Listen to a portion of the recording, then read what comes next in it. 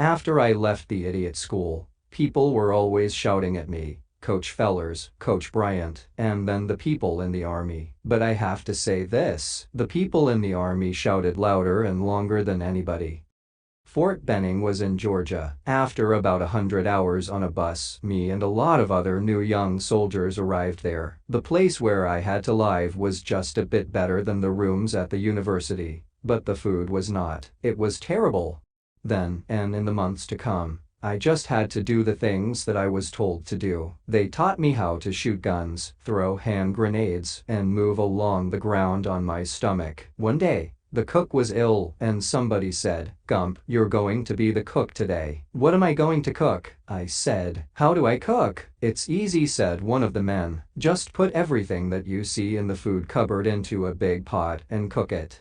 "Maybe it won't taste very good," I said. "Nothing does in this place." He said he was right. Well, I got tins of tomatoes, some rice, apples, potatoes, and everything that I could find. "What am I going to cook it in?" I asked one of the men. "There are some pots in the cupboard," he said, but the pots were only small. "You've got to find something," one of the other men said. "What about this?" I asked. There was a big metal thing about 6 feet tall and 5 feet round, sitting in the corner. "That's the boiler. You can't cook anything in that." "Why not?" I asked. "It's hot. It's got water in it." But the men had other things to do. "Do what you like," they said. So I used the boiler. I put everything in it, and after about an hour you could smell the cooking. It smelled okay. Then the men came back and everybody was waiting for their dinner. "Hurry up with that food, Gump. We're hungry," they shouted. Suddenly, the boiler began to shake and make noises, and then it blew up. It blew the food all over us, me, and all the men who were sitting at the tables. "Gump," they screamed, "you're an idiot." But I already knew that.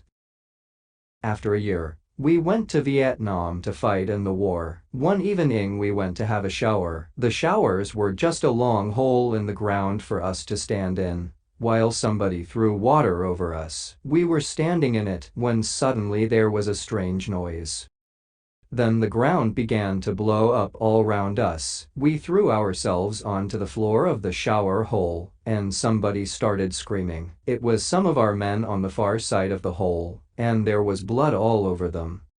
Then everything went quiet again, and after a minute or two the rest of us climbed up out of the hole. The enemy soldiers tried to blow us up for the next 5 nights. Then it stopped, but it was time for us to move up north to help some of our other men in the jungle. We went in helicopters, and there was smoke coming up out of the jungle when we got there. The enemy started shooting at us before we got on the ground, and they blew up one of our helicopters. It was terrible, people on fire, and nothing that we could do. It was almost night before we found our other soldiers in the jungle. And who do you think one of them was? It was Bubba. Well, in between the shooting, Bubba told me about himself. His foot got too bad to play football, and he had to leave the university. But his foot wasn't too bad for the army to get him, and here he was. "What happened to Jenny Curran?" I asked. "She left school and went off with a group of people who were against the war," he said.